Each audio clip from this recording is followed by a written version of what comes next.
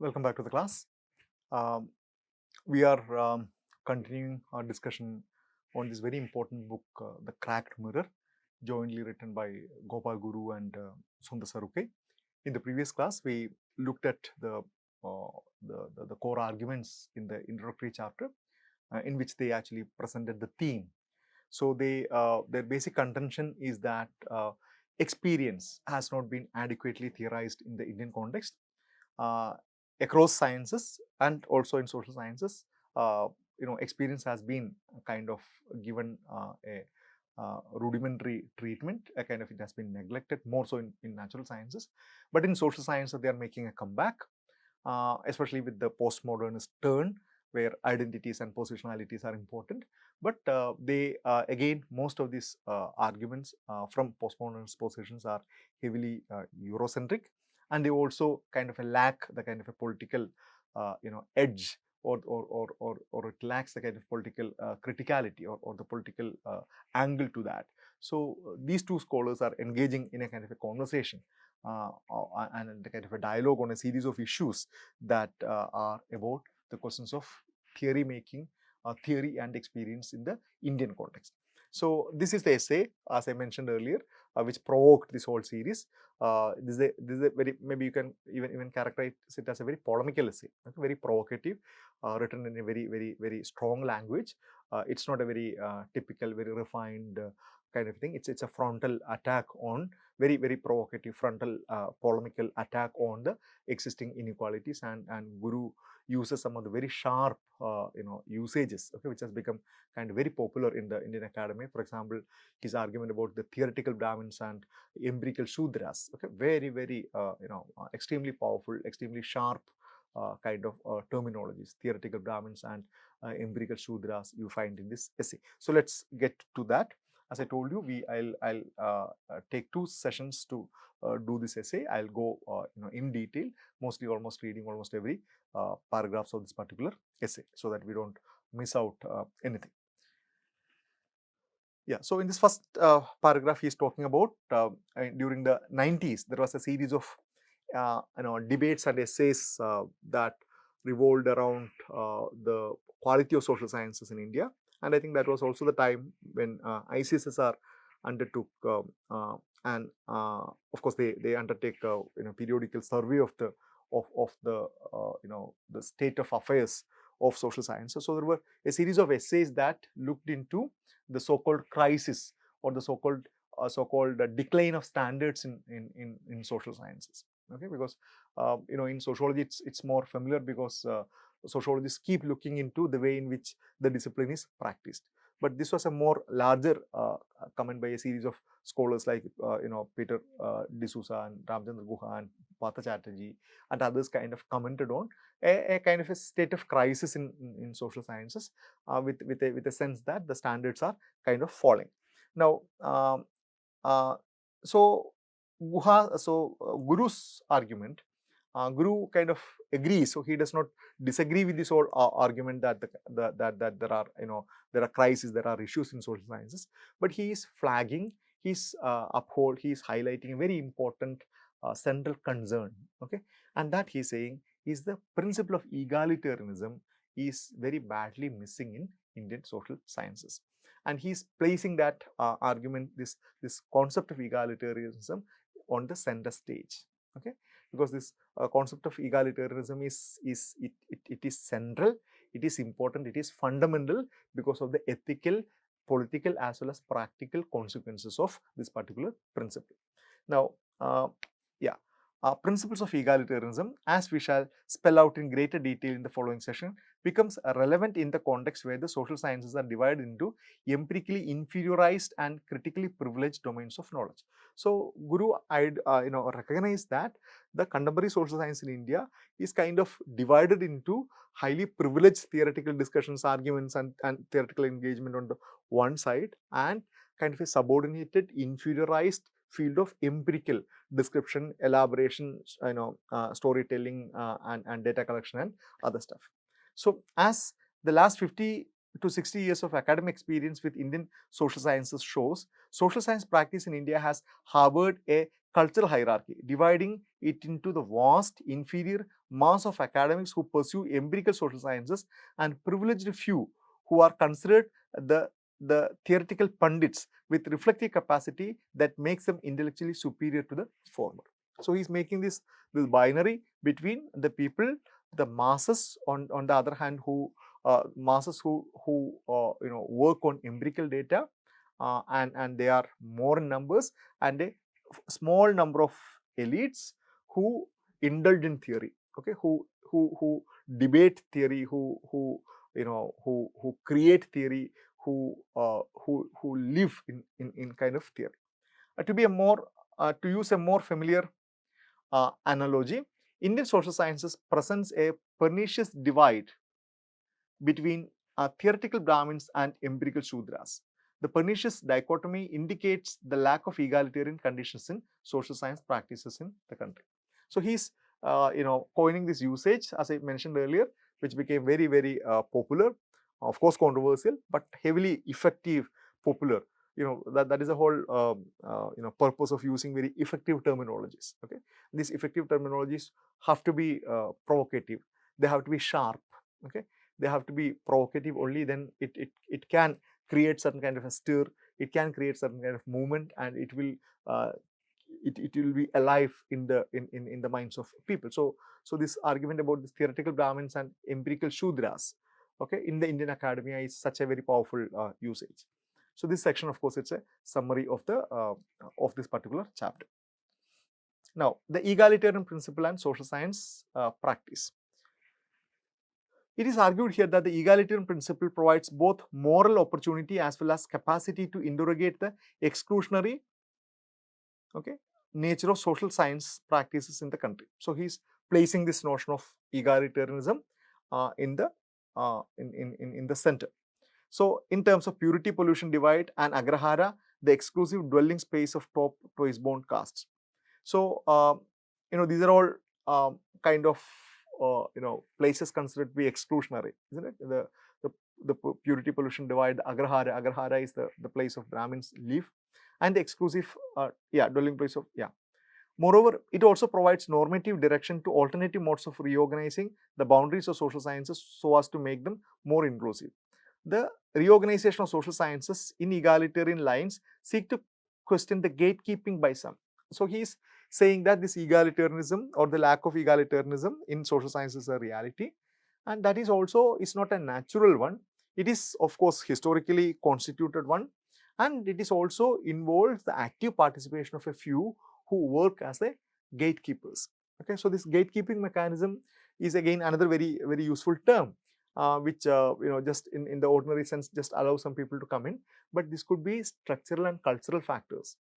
Okay, there are gatekeeping mechanism. For example, Mark Gallagher talks about that extensively when he talks about social mobility and education and other thing. So in every almost in every society which are hierarchical in character, which have very, very, very powerful systems of stratification, there are visible and invisible systems of gatekeeping, which ensures that only certain kind of people get access to or admitted into more exclusive places, more privileged places. First, the egalitarian principle has a capacity to bring out within the practitioner of social sciences a sense of moral responsibility that would force the latter to offer justification as to why she is privileging a particular social science language, say of only theory over the empirical description of particular phenomenon under investigation. So one of the implications of the principle of egalitarianism, Gopal Guru argues, it brings in a moral responsibility on the part of the social science practitioners to be more reflexive and to answer why he or she is following a kind of a particular kind of theory or particular kind of social science practice, which in this case would be something more theoretical. Okay, to put it differently, egalitarianism would interrogate all kinds of intellectual mores for their arbitrariness. Okay, because it would tell you that a particular method, a particular theory, a particular orientation is not something that automatic in itself. Okay, your inclination to use a particular framework, your inclination to study a particular subject, to use a particular framework, and then to make a particular theoretical argument is not something your own volition. Okay, it's not based on your own volition. It's not based on your own intellectual acumen, but it has a larger social context. For example, the egalitarian principle on social sciences would not accept the following explanations. One has an innate ability to do only theory. Doing theory is a part of one's natural disposition, and one is privileged to do only theory because one has been born from the thinking head of pure bodies. Okay, these are highly problematic claims when you talk about about thinking group of people and people who are not capable of thinking. But these are highly prevalent commonsensical knowledge among certain sections of population who think that they have certain predisposition to thinking, intellectual labor, because for historically they have been doing that, while certain other castes are incapable of doing. Okay, so this attitude is very, very prevalent, whether you recognize it or not. It is a very prevalent argument, prevalent tendency among certain upper castes who genuinely believe that they are endowed with the capacity to think intellectually, engage in abstract thinking, reflection, and theorizing, while others are not. Secondary, as a corollary to the first, the egalitarian import therefore basically interrogates the hierarchical division that suggests that some are born with a theoretical spoon in their mouth and the vast majority with an empirical pot around their neck. Again, very, very powerful usage. Some are born with a silver spoon. Okay, because that's again a very popular usage. Some are born with a silver spoon, and others are born with an empirical pot around their neck. And he's of course he mentions here, but it's a reference to a discriminatory practices that existed in Maharashtra, where the lower castes were supposed to carry a pot around their neck so that the spittle will fall only in the only in this particular pot, and they were not allowed to spit or anywhere else. So this again he makes it as a kind of a contradiction. Third, the egalitarian principle would also interrogate the epistemological imperialism that empowers non-Dalits or tribals to launch intellectual expeditions to conquer new epistemological territories that belong to Dalit or Adivasi intellectual universe. This is another interesting area, because there are of course a lot of studies, researches carried out by Dalit scholars. Okay, carried out by upper caste scholars who show utter lack of sensitivity. Okay, utter lack of sympathy, utter lack of sensitivity in going and then studying the Dalits or the urban poor or slum dwellers or Adivasis, and then make a caricature of them. Okay, so he talks about inverse Orientalism later, but this again is a reality. Okay, because that it is not that easy to go to an upper caste family and then introduce yourself saying that, okay, I want to study your family, or I want to study your kinship system, I want to study your kind of a family system. You won't even get access to that. Okay, you won't get even access to a flat, or you won't get an access to a gated community to do social research and among their inmates. Okay, it's impossible unless you have some connections. On the other hand, any researcher can simply walk into a slum. Any researcher can simply walk into a lower class locality, introduce themselves as a researcher, and then without any ethical or ideological dilemma, ask very personal, private, and kind of a questions about their family life, sexual life, expenditure, consumption, whatnot, on almost everything. And this is possible because of the kind of very unequal power relation between the researcher and the researched. So Guru is talking about an emerging tendency of upper caste scholars walking into the Dalit or tribal households, tribal intellectual universe, okay, without a point of reflection, without a point of dilemma, okay, or oblivious to this kind of larger ethical questions, and then conducting research, and then making a reward for themselves.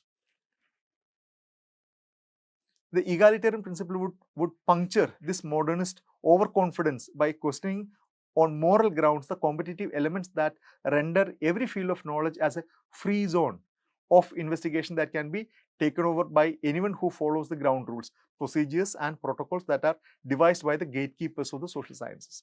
So these are the upper caste people who walk into the lives of the Dalits are the people who have made the protocols. Okay, so the protocol would be again about objectivity, about scientific rigor, and impartiality, certain ethical rules and other things. But they are the ones who made it, and they are the ones who are actually making use of it. Thus, the egalitarian principle undermines the competitive model of doing the social science. So here, this egalitarian principle would really question that the seemingly objective procedures, okay, or seemingly commonsensical argument that anybody can study anybody, because that seems to be a fair rule. Okay, so anybody can study anybody, any group can study any group, seems to be very, very fair, democratic and liberal position.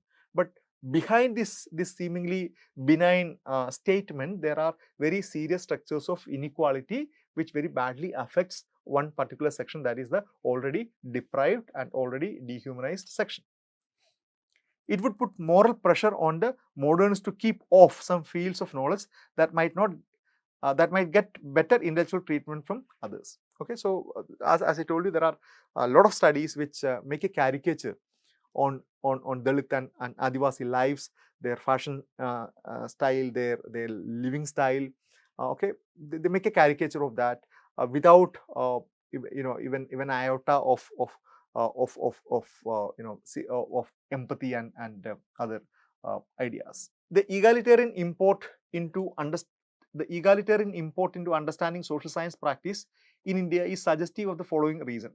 First, it would not approve the argument like one cannot demand equal treatment in all fields of intellectual pursuit. Okay, this whole egalitarian principle will unsettle this kind of assumptions.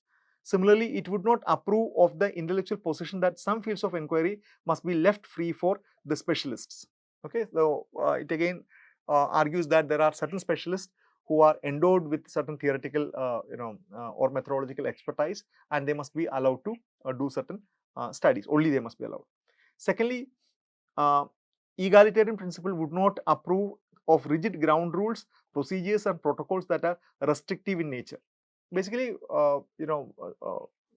he's talking about how Gopal Guru is not for a blind sense of democratization, okay, blind sense of a very peripheral sense of democratization, because a peripheral sense of democratization would, a liberal sense of democratization would say that everybody has equal right, okay, but that's not sufficient given the kind of historical inequality. Further, egalitarian principle, at least at the theoretical level, offers a promise to those cultural groups whose entry into the intellectual field has been historically prohibited by social forces in India. Okay, that is another very, in the following section, he provides very fascinating explanations why the Dalits have been lacking in knowledge production, especially in theory construction. There is a history to that. There is a context to that. So that is something important. Yeah, for example, one of the epistemological variants can render the field of knowledge, both theoretical and practical, as epistemology or social action, communicable across cultural borders with persons of any cultural background in principle capable of utilizing it. Thirdly, this kind of egalitarianism presupposes a possibility of a common stock of concepts and categories that are equally available for use and even misuse by a person from any caste or social origin. So he is talking about a kind of a more democratization of this field, not by keeping certain fields, especially that of field as a prerogative of certain groups. It only suggests that the epistemological field in itself does not establish a copyright of certain cultural groups to control categories. On the contrary, it would question the politics of naming categories or assigning boundaries to intellectual practice in an arbitrary manner. So this is the point about an arbitrary manner. It is in this sense that the egalitarian principle promises to undermine the dominant epistemological practices that are not only exclusionary but also authoritarian in their intention and tend to become a force that seeks to discipline, denigrate and even deny epistemic status to certain concepts and categories that do not fall in line with the intellectual discourse that feeds on cultural hierarchy as a hegemonic necessity. So this is again a very important point. So why this this egalitarian principle has this ability to fight with or to struggle with the kind of a hegemonic practices that create certain conditions as extremely necessary. Theory as an authoritative practice has destructive implication, particular for those young scholars who, in their desire to follow the authoritative academic personality, sacrifice their insights that can flourish outside the authoritative intellectual practice. So, Gopal Guru's writing is also, I'm sure, is heavily, inspired by the everyday practices of academics in the Indian university systems, where he could maybe as a professor of a university, he could very well personally visit the kind of graded systems of stratification within universities and within classrooms, where the more affluent the students will follow or will be more more encouraged or more encouraged by the affluent caste professors or upper caste professors, while the students who lack the kind of English sophistication and then the theoretical rigor and command over language would be kind of sidelined by them, and they would be kind of left to fend for themselves. So these are the kind of immediate provocations. It's not only Gopal Guru's is not only a kind of intellectual concern, but also is heavily influenced by his observation of the Indian academic practices. As an intellectual force, this kind of hegemonic practice would lead to caricaturing the Dalit Bahujans as an epistemically dumb, push them into empirical ghettos, or confine their intellectual or theoretical ambitions to the dominant methodological modes at a significant degree.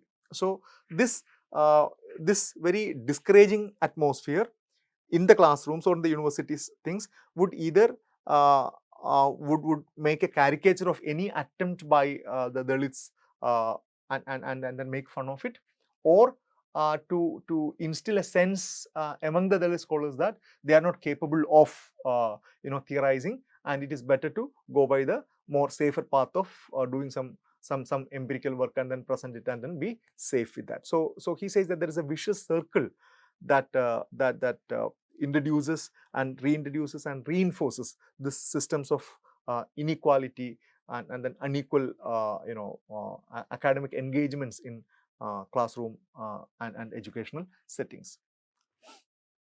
Thus, the lack of genuine egalitarian principle within mainstream social science practices, as we shall argue later, would crush the confidence of the marginalized Dalit Adivasis, lower their esteem, and humiliate them through epistemological patronage or charity.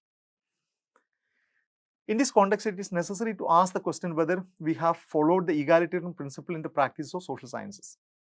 The answer to this question cannot be given in affirmative. On the contrary, it is possible to give a very mixed answer. Scholars have failed to address this question squarely. Instead, they have lamented the falling standards of social sciences, particularly its theoretical components. He is talking about Bhikkhu Parekh's essay. Thus, it is suggested that there is a poverty of political theory in India. Okay. While these are valid observations, they do not comment on the authoritative and intimidating character of social sciences practices in the country. So Guru also agrees that the quality or the nature of political theories in India is not something to be very happy about it, or it's something to be celebrated about. He is also kind of concerned about the sorry state of affairs. But then he is not agreeing with certain other scholars who blindly lament about the falling of standard.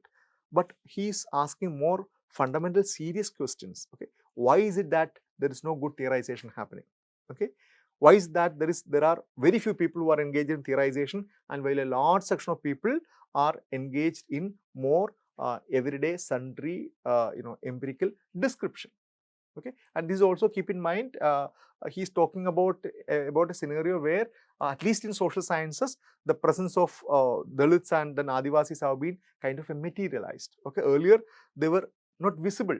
the entire academic pursuit was in the hands of the upper caste. But reservation and other mechanisms have enabled that there are significant number of students from this backward categories are there in the classrooms.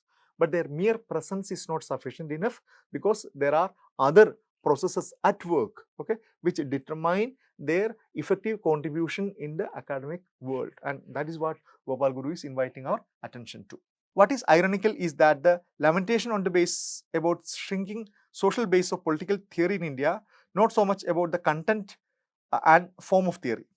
The authoritative character did not attract scholarly attention even in the recent report on social sciences research in India. This is an ICSSR report that I was referring to earlier. This chapter argues that the social science practice in India is still exclusive and undemocratic in character. It is self-serving and self-satisfying as well. It lacks genuine egalitarian character. This is the fundamental argument of this particular essay. Social science discourse in India is being closely disciplined by self-appointed juries who sit in the apex court and decide what the correct practice according to the canons. Okay, as I told you, very polemical writing, very powerful writing. These jurists decide what is theory and what is trash. It's a different matter that these canons lack authenticity, as they are borrowed from the West rather unconditionally. Okay, because there's hardly any theory that is specifically from India.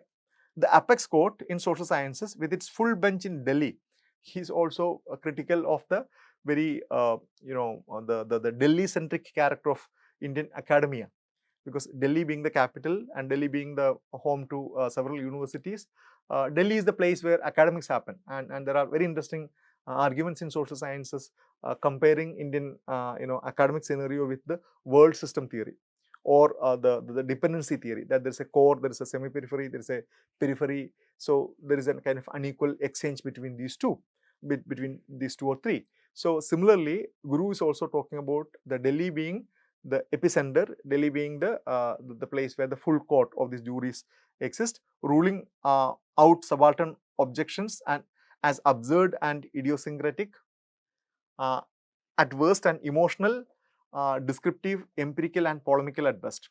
Among other things, bridgehead methodology is deployed by the juries to silence dissenting voices that are questioning this cultural hierarchy and are threatening to offer alternative ideas of social science.